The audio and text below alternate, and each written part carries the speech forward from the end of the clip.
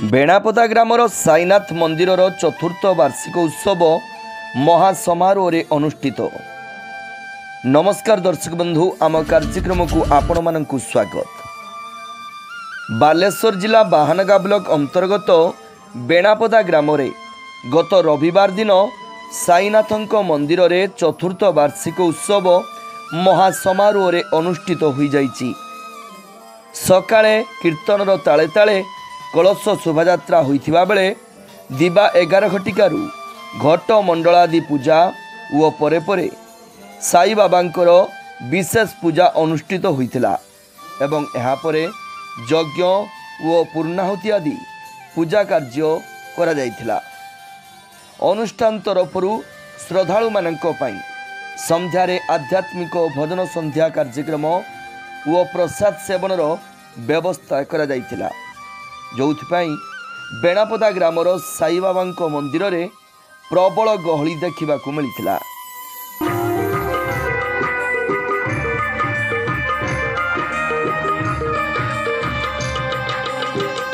श्री मनोरंजन पाल बेणापदा ग्रामर बासिंदा 4 वर्ष धरी एटी साई मंदिर प्रतिष्ठा होइछि। प्रत्येक वर्षक थरे आमर एटी वार्षिक उत्सव पालन करा जाउछि। आउ बाबांकर तो महिमा विषय कहले किसी माने ये होबनी माने सरीबनी। जा हमर प्रत्येक वर्ष आम गाँ आम पाख गाँ आउ बंधु बांधव बहुत अन्य गाँव भी बहुत लोक आसुचंती। आ बाबा महिमा सब एमती थाउ कहबे। जय साईराम।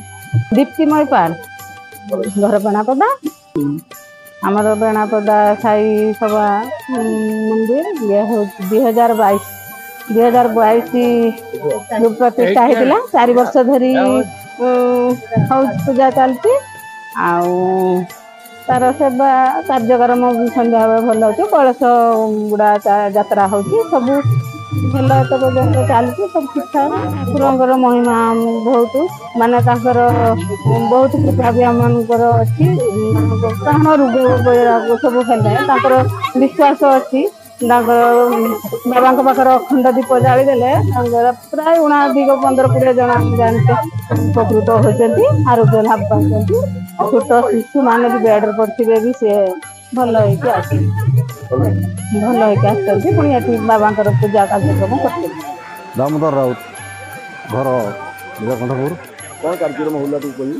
कार्यक्रम आमर ये साई मंदिर आज 3-4 वर्ष होगा धरिकी तार प्रथम वार्षिक उत्सव समारोह चली।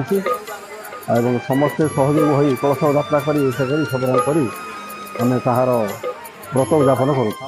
साईनाथ जो महिमा साईनाथ आसिले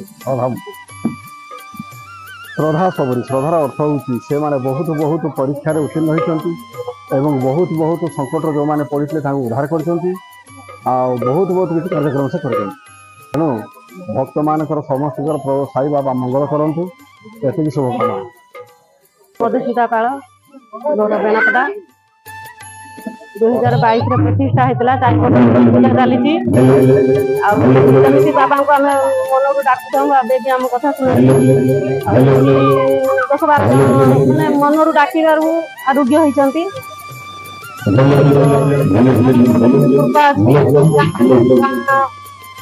गाँ लोक भी अच्छी।